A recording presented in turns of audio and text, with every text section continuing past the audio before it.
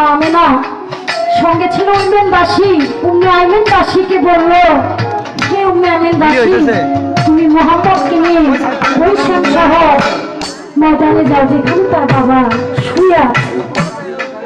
মোহাম্মদ শিশু নবী কিছু বুঝে না, তার বাবার কবরের পাশে গিয়ে ডাকতে, বাবা বাবা গো,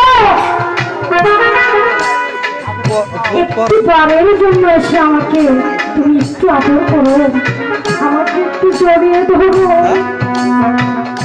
ও বাবা, আমার বন্ধু বান্ধব যারা আছে সকলের বাবা তাদেরকে কত ভালোবাসে, কত আদর করে, আমাকে তুমি একটি বারের জন্য আদর করলে না বাবা। আমেনাতে হাত ধরে একটা গাছের নিচে দাঁড়িয়ে থেকে মোহাম্মদের কান্না